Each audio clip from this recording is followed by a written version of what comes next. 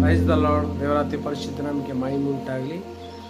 ಎಲ್ಲ ಹೇಗಿದ್ದೀರಾ? ಸಂತೋಷವುಳ್ಳವರಾಗಿದ್ದೀರಾ? ಎಲ್ಲರೂ ಸಂತೋಷವುಳ್ಳವರಾಗಿದ್ದೀರಿ ಎಂಬುದಾಗಿ ನಾನು ನೆನೆಸ್ತೀನಿ. ದೇವರಿಗೆ ಸ್ತೋತ್ರವಾಗಲಿ. ಈ ವಿಡಿಯೋ ನೋಡುವಂಥ ಎಲ್ಲ ಆತ್ಮೀಯ ದೇವರ ಮಕ್ಕಳಿಗೆ ಯೇಸು ಕ್ರಿಸ್ತನ ನಾಮದಲ್ಲಿ ನಾನು ವಂದಿಸುವನಾಗಿದ್ದೇನೆ.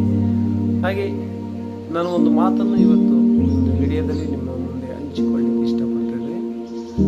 ನೋಡೊಬ್ಬ ತಂದೆ ಮಗನಿಗೆ ಹೇಳ್ತಾನೆ, ಯಾವುದಾದ್ರೂ ಒಂದು ಕೆಲಸ ಹೇಳುವಾಗ, ಏನಾದರೂ ಒಂದು ಕೆಲಸ ಮಾಡು ಎಂಬುದಾಗಿ ಹೇಳುವಾಗ ಮಗನು ಆ ಮಾತನ್ನು ಕೇಳಿ ಆ ಮಾತಿನಂತೆ ಆ ಕೆಲಸವನ್ನು ಮಾಡುವಾಗ ತಂದೆಗೆ ಎಷ್ಟು ಖುಷಿ ಆಗ್ತಿದಲ್ವ? ಹಾಗೆ ಯೇಸು ಕ್ರಿಸ್ತನು ಒಂದು ಮಾತನ್ನು ನಮಗೆ ಹೇಳುವಾಗ ಆ ಮಾತನ್ನು ಕೇಳಿ ಅದರಂತೆ ನಡೆಯುವಾಗ ದೇವರಿಗೆ ಎಷ್ಟು ಮಹಿಮೆ ಆಗ್ತದಲ್ವ? ದೇವರಿಗೆ ಸ್ತೋತ್ರವಾಗಲಿ. ಓಕೆ, ಇವತ್ತಿನ ಒಂದು ವಾಕ್ಯ ಭಾಗವನ್ನು ನಾವು ಓದಿಕೊಂಡು ಹಾಗೆ ಮುಂದೆ ಹೋಗುವ. ಧರ್ಮೋಪದೇಶಕಾಂಡ 28ನೇ ಅಧ್ಯಾಯ 1ನೇ ವಚನದಲ್ಲಿ ಹೀಗೆ ಬರೆಯಲ್ಪಟ್ಟಿದೆ, ನೀವು ನಿಮ್ಮ ದೇವರಾದ ಯೆಹೋವನ ಮಾತನ್ನು ಶ್ರದ್ಧೆಯಿಂದ ಕೇಳಿ, ಶ್ರದ್ಧೆಯಿಂದ ಕೇಳಿ ನಾನು ಈಗ ನಿಮಗೆ ಬೋಧಿಸುವ ಆತನ ಆಜ್ಞಾ ವಿಧಿಗಳನ್ನೆಲ್ಲ ಅನುಸರಿಸಿ ನಡೆದರೆ ಆತನು ಭೂಮಿಯ ಮೇಲಿರುವ ಎಲ್ಲಾ ಜನಾಂಗಗಳಿಗಿಂತಲೂ ನಿಮ್ಮನ್ನು ಉನ್ನತ ಸ್ಥಿತಿಗೆ ತರುವನೆಂಬುದಾಗಿ. ದೇವರಿಗೆ ಮಹಿಮೆ ಉಂಟಾಗಲಿ. ಹಾಗೆ ನೋಡ್ರಿ, ಮುಂದೆ ತಂದೆ ತಾಯಿಗಳಿಗೆ ಎಷ್ಟು ಖುಷಿ ಆಗಬೇಕಾದ್ರೆ ಒಂದು ಮಕ್ಕಳು ಮಾತು ಕೇಳಿ ಅದರ ಪ್ರಕಾರ ನಡೆಯುವಾಗ, ಹಾಗೆ ದೇವರಿಗೂ ಸಹ ಅದೇ ಕೂಡ ಇದೆ.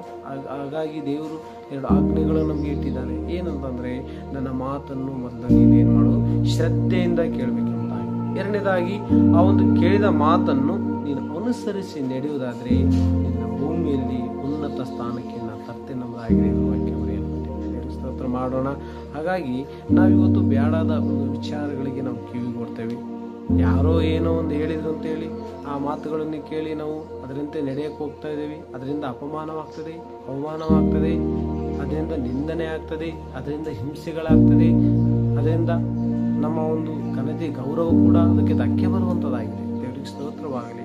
ಹಾಗಾಗಿ ಮನುಷ್ಯರ ಒಂದು ಮಾತುಗಳು, ಮನುಷ್ಯರ ಒಂದು ಸಹಾಯಗಳು ಯಾವತ್ತೂ ಕೂಡ ಅದು ವ್ಯರ್ಥವಾಗ್ತದೆ. ಆದರೆ ದೇವರ ಮಾತುಗಳು, ದೇವರ ಒಂದು ಸಹಾಯ, ಆತನ ಒಂದು ಉಪಕಾರ ಯಾವತ್ತೂ ಕೂಡ ಶಾಶ್ವತವಾಗಿರ್ತದೆ. ದೇವರಿಗೆ ಸ್ತೋತ್ರ ಮಾಡ್ತೇನೆ. ಅದಕ್ಕೆ ಇಲ್ಲಿ ದೇವರ ವಾಕ್ಯ ಹೀಗೆ ನಮಗೆ ಬರೆಯಲ್ಪಟ್ಟಿದೆ. ನೋಡ್ರಿ, ಮನುಷ್ಯನ ಮಾತನ್ನು ನೀವು ಕೇಳುವುದಲ್ಲ, ದೇವರ ಮಾತನ್ನು ಕೇಳಿ ಶ್ರದ್ಧೆಯಿಂದ ಕೇಳಿ ಅದನ್ನು ಅನುಸರಣೆ ಮಾಡುವುದಾದರೆ ದೇವರು ಉನ್ನತ ಸ್ಥಿತಿಗೆ ತರುವನಾಗಿ. ದೇವರಿಗೆ ಸ್ತೋತ್ರವಾಗಲಿ. ಹಾಗೆ ದೇವರ ಮಾತನ್ನು ಬೇಡದ ವಿಚಾರಗಳಿಗೆ ನಾವು ತಲೆಗೂಡದೆ ದೇವರ ಮಾತನ್ನು ಕೇಳಿ ಅದರ ಪ್ರಕಾರ ನಡೆಯುವುದಾದರೆ ದೇವರು ನಮ್ಮನ್ನು ಬಾಲವಾಗಿ ಮಾಡುವುದಲ್ಲ, ತಲೆಯಾಗಿ ಮಾಡುವುದು. ದೇವರಿಗೆ ಸ್ತೋತ್ರವಾಗಲಿ. ದೇವರ ನಾಮಕ್ಕೆ ಮಹಿಮೆ ಉಂಟಾಗಲಿ. ಎಲ್ಲರೂ ಕೂಡ ಇವತ್ತಿನ ದಿನದಲ್ಲಿ ದೇವರಿಗೆ ನಾವು ಒಳಗಾಗುವ ದೇವರ ಮಾತನ್ನು ಕೇಳೋಣ.